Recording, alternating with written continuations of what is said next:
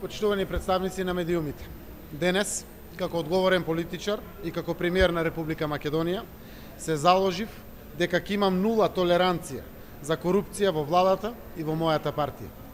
Корупцијата заедно со нееднаквоста, лошото владење и нелегалните финансиски трансакции се фактори што доведуваат до несигурност и неправда во општеството за сите граѓани. Нашата агенда што ја промовиравме и што ја споредуваме значи создавање услови за стабилно, правилно и инклузивно општество, општество еднакво за сите. Остварувањето на оваа цел нема да биде можно ако значително не ја отстраниме корупцијата и подкупот во сите нивни форми на секое рамниште во нашиот општествен поредок. Корупцијата е извршена од лица кои работат во јавниот сектор, од лица кои треба да бидат застапници, заштитници и спроведувачи на човековите права, е најтежок вид на корупција.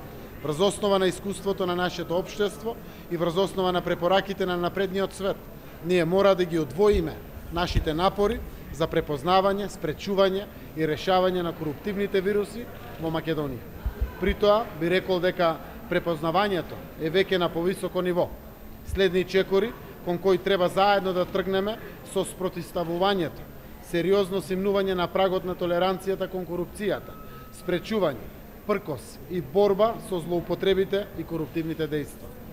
Силно се противам на феноменот што предизвика создавање на амбиент во кој политички елити се почувствуваат привилегирани и мислеа дека правдата и казната што произлегуваат после корупцијата нема да ги опфати нив.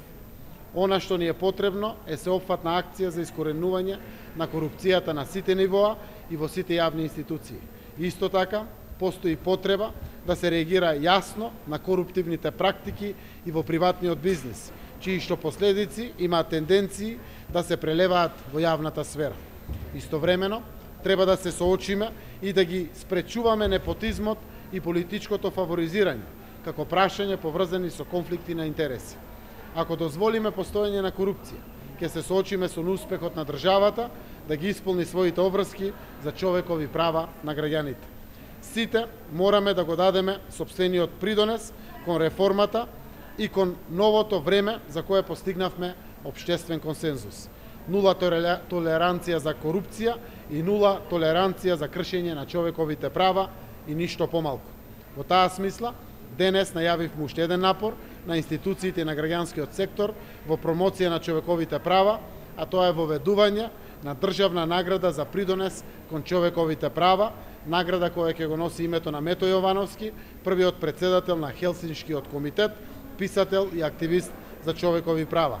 Наградата ќе се доделува секоја година на 10 декември, меѓународниот ден на човековите права. Благодарам.